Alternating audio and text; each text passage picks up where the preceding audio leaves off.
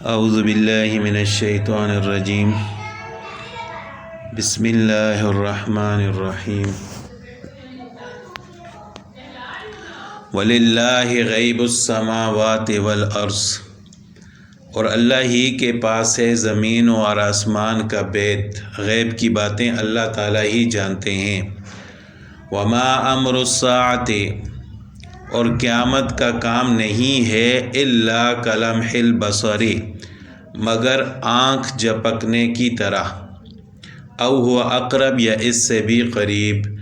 ان اللہ علی کل شیء قدیر، بے شک اللہ تعالیٰ ہر چیز پر قادر ہے۔ علم اللہ تعالیٰ کی صفت ہے، اور اللہ تعالیٰ کی یہ صفت کامل صفت ہے۔ اسی وجہ سے جتنی بھی غیب کی باتیں ہیں، غیب کا علم ہے، وہ صرف اور صرف اللہ تعالیٰ کی ذات جانتی ہے۔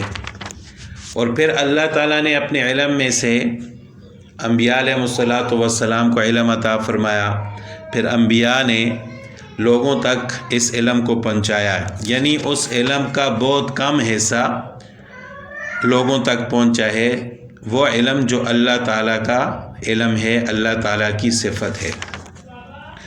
خاص کر غیب کا علم وہ تو صرف اور صرف اللہ تعالیٰ کی ذات ہی جانتی ہے، اور انہی غیب کے علوم میں سے سب سے عظیم امر قیامت کا ہے کہ قیامت کب آئے گی، اور اس کی قیامت آنے کی کیفیت کیا ہوگی، کیسے لوگوں کو دوبارہ زندہ کیا جائے گا، میدان محشر کیسا ہوگا، کیسے لوگ اللہ تعالیٰ کے سامنے حاضر ہوں گے۔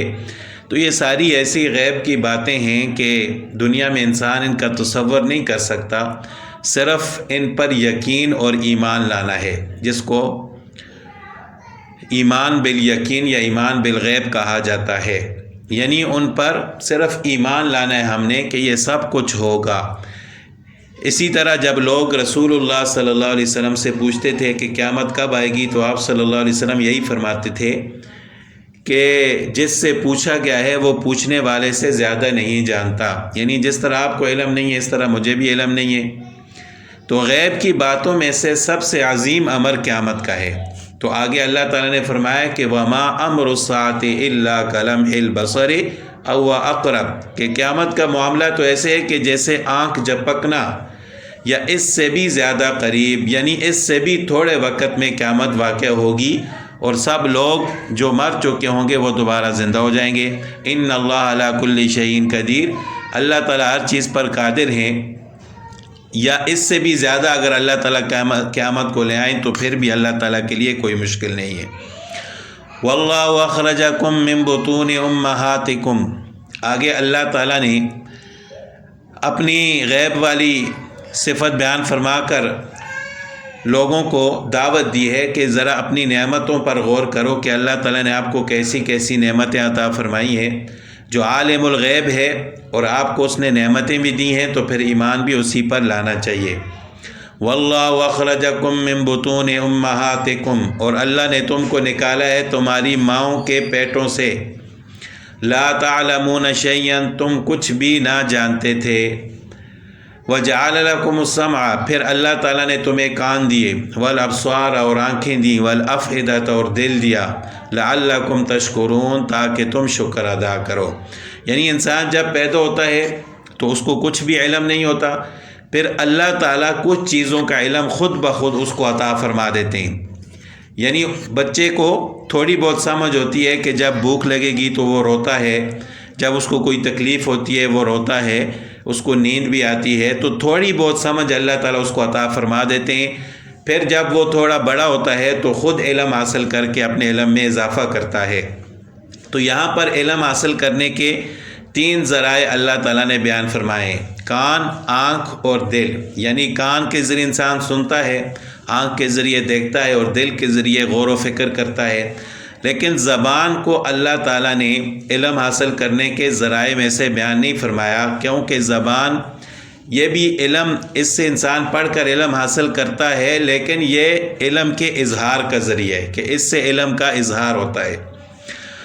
الم یروا الی الطیر، اب انسان کو اس کے جسم میں غور و فکر کی دعوت دینے کے بعد اللہ تعالیٰ نے دوسری مخلوقات کی طرف غور و فکر کرنے کی دعوت دی کہ دیکھو پرندوں کو، مسخرات فی جو السماء، جو آسمان کی ہوا میں اللہ تعالیٰ کے حکم کے پابند ہیں، ما یمسکہن الا اللہ، ان کو کوئی نہیں تھام رہا ہوا میں مگر اللہ تعالیٰ کی ذات۔ یعنی جس طرح وہ ہوا میں اڑ رہے ہیں، اللہ تعالیٰ نے ان کو تھاما ہوا ہے۔ اور یہ تو پرندوں کی مثال ہے، آج کے دور میں کتنے ٹن وزنی جہاز آسمان میں مسخر ہوتے ہیں، تو یہ سب اللہ تعالیٰ کی قدرت کی نشانی ہے کہ اللہ تعالیٰ نے انسان کو عقل عطا فرمائی، پھر انسان نے اتنی بڑی چیزیں ہوا میں اڑا دی۔ ان فی ذلک لآیات لقوم یؤمنون، بے شک اس میں نشانیاں ہیں ایمان لانے والوں کے لیے، یقین کرنے والوں کے لیے۔ واللہ جعل لکم من بیوتکم، اور اللہ تعالیٰ نے بنایا تمہارے لیے گھر، سکنن، بسنے کی جگہ، سکون حاصل کرنے کی جگہ۔ یعنی گھر کا سب سے بڑا مقصد یہ ہوتا ہے کہ انسان سکون حاصل کرے۔ انسان اپنی استطاعت کے مطابق اچھا گھر بھی بنا سکتا ہے، لیکن اگر گھر بنانے کا مقصد صرف دوسروں پر برتری ظاہر کرنا ہو اور تکبر کرنا ہو تو وہ گھر تو بن جاتا ہے، لیکن اس کا اصل مقصد فوت ہو جاتا ہے کہ اس میں انسان کو سکون نہیں ہوتا۔ وَجَعَلَ لَكُم مِّن جُلُودِ الْأَنْعَامِ بُيُوتًا، اور بنا دیے اللہ تعالیٰ نے تمہارے لیے جانوروں کی کھالوں سے گھر، اس سے مراد خیمے ہیں، یعنی ایک تو مستقل گھر اور ایک جانوروں کی کھالوں سے گھر یعنی خیمے وغیرہ۔ تستخفونہا یوم ظعنکم، آپ ان کو ہلکا محسوس کرتے ہو جس دن آپ سفر میں ہو، و یوم اقامتکم، اور جس دن آپ اپنے مقام پر اور گھر میں ہو۔ یعنی ایک تو اللہ تعالیٰ نے آپ کو مستقل گھر عطا فرمائے، ان میں آپ رہتے ہو، سکون حاصل کرتے ہو، اپنی زندگی گزارتے ہو۔ بیوت جمع بیت کی، یعنی ایسی چیز جس میں انسان رات گزار سکے، اس کو بیوت بیت کہا جاتا ہے، اور بیت کی جمع بیوت۔ اور ایک وہ گھر ہیں کہ جو عارضی ہیں، جیسے خیمے وغیرہ، انسان ان کو ہلکا محسوس کرتا ہے، اگر کہیں سفر میں جاتا ہے ساتھ لے جائے، اور اسی طرح جب اپنے مقام پر ہو تو تب بھی خیمہ لگا کر وہ زندگی گزار سکتے ہیں۔ وَمِنْ أَصْوَافِهَا، اور بیڑوں کی اون سے، وَأَوْبَارِهَا، اور اونٹوں کے بالوں سے۔ اونٹوں کے جو چھوٹے بال ہوتے ہیں بکریوں کے بڑے ہوتے ہیں، تو اس وجہ سے اوبار کہا اونٹوں کے بالوں سے، واشعارها، اور بکریوں کے بالوں سے۔ تو بکریوں کے بال چونکہ بڑے ہوتے ہیں اس لیے ان کو اشعار کہا، اور اونٹوں کے بال چھوٹے ہوتے ہیں اوبار۔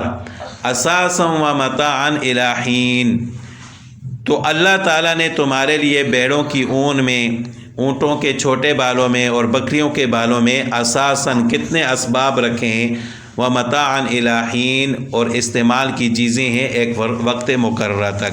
یعنی طرح طرح کی اللہ تعالیٰ نے نعمتیں عطا فرمائی ہیں۔ وہی جانور ہیں جن کا آپ دودھ بھی استعمال کرتے ہو اور ذبح کر کے ان کا گوشت بھی کھاتے ہو، لیکن ذبح کئے بغیر بھی اگر مر جائیں، چاہے ذبح کیا ہو جانور ہو یا بغیر ذبح کیے، تو آپ اس کے مرنے کے بعد اس کی کھال بھی استعمال کر سکتے ہو، اس کے بال بھی استعمال کر سکتے ہو۔ بال اور کھال استعمال کرنے کے لیے ذبح کرنا ضروری نہیں ہے۔ جتنے بھی جانور ہیں، چاہے ان کا گوشت کھایا جاتا ہو یا نہ کھایا جاتا ہو، ان میں سے پوری مخلوقات میں سے صرف 2 چیزیں ایسی ہیں جن کی کھال کو استعمال کرنا جائز نہیں ہے۔ ایک انسان ہے، کیونکہ انسان کو اللہ تعالیٰ نے اشرف المخلوقات پیدا فرمایا ہے، اور دوسرا خنزیر کی کھال بھی کسی صورت استعمال کرنا جائز نہیں ہے۔ اگر کوئی پاک کرنا چاہے بھی تو وہ پاک نہیں ہوگی۔ ہاں، دوسرے جتنے بھی جانور ہیں، چاہے کتا ہے، بلی ہے، یا جن جانوروں کا گوشت کھایا جاتا ہے، ان کی کھال کو پاک کرنے کے بعد، دباغت دینے کے بعد اس کی کھال کو استعمال کرنا جائز ہے۔ ان کے کپڑے بھی بنا سکتے ہیں، جوتے بھی بنا سکتے ہیں، خیمے بھی بنا سکتے ہیں، اور بھی طرح طرح کے استعمال میں وہ آ سکتے ہیں۔ واللہ جعل لکم مما خلق ظلالا، اور اللہ تعالیٰ نے بنائی ہیں تمہارے لیے ایسی چیزیں جن کے سائے ہیں، اور وجعل لکم من الجبال اکنانا، اور بنا دیے تمہارے واسطے پہاڑوں میں چھپنے کی جگہ، وجعل لکم سرابیلا، اور بنا دیے تمہارے لیے کرتے، جن کو ہم پہنتے ہیں، تقیکم الحر تاکہ تم گرمی سے بچو، وسرابیل تقیکم باسکم اور ایسے کرتے بنا دیے جن کے ذریعے تم لڑائی کے وقت بچو، یعنی ایک لڑائی والا لباس ہوتا ہے زرہ وغیرہ یا لوہے کا لباس یا جو بھی استعمال ہوتا ہو، ایک تو وہ کرتا اور ایک ایسا عام کرتا کہ جس کو آپ پہنتے ہو اور پھر گرمی سے بچتے ہو۔ اب یہاں پر سوال یہ پیدا ہوتا ہے کہ لباس یا کرتا یہ صرف انسان کو گرمی سے تو نہیں بچاتا بلکہ سردی سے بھی بچاتا ہے۔ گرمی سے بچانے کا مطلب یہ ہے کہ اس جسم پر ڈائریکٹ دھوپ نہیں لگتی، اور تو ظاہر ہے یہ لباس انسان کو سردی سے بھی بچاتا ہے، لیکن یہاں پر صرف گرمی کا ذکر ہے۔ تو مفسرین نے اس کے دو جواب دیے ہیں۔ پہلا جواب تو یہ ہے کہ جو لوگ اس وقت مخاطب تھے جب قرآن نازل ہو رہا تھا، تو اس وقت مخاطب جو لوگ تھے وہ عرب کے لوگ تھے، اور عرب میں گرمی زیادہ ہوتی تھی، وہاں سردی کا تصور بہت کم تھا کہ وہاں بھی برف باری اور لوگ سردیوں کا موسم آئے، یہ بہت کم ہوتا تھا، بلکہ نہ ہونے کے برابر تھا، تو اس لیے گرمی کا ذکر فرمایا۔ اور دوسرا جواب یہ دیا گیا ہے کہ سردی کا ذکر اس صورت کے پہلے شروع میں گزر چکا ہے، فیہا دفء، کہ اس میں تمہارے لیے سردی سے بچاؤ ہے، تو اس وجہ سے سردی کا ذکر پہلے گزر چکا تھا اور گرمی کا ذکر یہاں پر آ گیا۔ کذالک یتم نعمتہ، اسی طرح اللہ تعالیٰ پوری کرتا ہے اپنی نعمت علیکم تم پر، لعلکم تسلمون تاکہ تم حکم مانو۔ فإن تولوا، پھر اگر وہ پھر جائیں، فإنما علیک البلاغ المبین، تو آپ کے ذمے صرف کھول کر سنا دینا ہے، یعنی ہمارا پیغام ان لوگوں تک پہنچانا یہ آپ کا کام ہے۔ اگر وہ بات نہیں مانتے تو آپ ان پر زبردستی نہ کریں، ان سے حساب لینا ہمارا کام ہے۔ یعرفون نعمت اللہ ثم ینکرونہا، وہ اللہ کی نعمت اور احسان کو پہچانتے ہیں پھر منکر ہو جاتے ہیں۔ وَأَكْثَرُهُمُ الْكَافِرُونَ، اور ان میں سے اکثر ناشکرے ہیں، یعنی یہ نہیں ہے کہ ان کو پتہ نہیں ہے کہ یہ اللہ کی نعمت ہے، وہ بھی ان نعمتوں کو جانتے ہیں، صبح و شام جن نعمتوں کو استعمال کرتے ہیں، لیکن جاننے اور پہچاننے کے باوجود وہ ان کا انکار کر دیتے ہیں۔ تو لہٰذا آپ ان تک واضح پیغام پہنچا دیں، اگر وہ نہیں مانتے تو پھر ہم ان سے حساب لیں گے۔ وَأَكْثَرُهُمُ الْكَافِرُونَ، اور ان میں سے ہیں یہ اکثر ناشکرے۔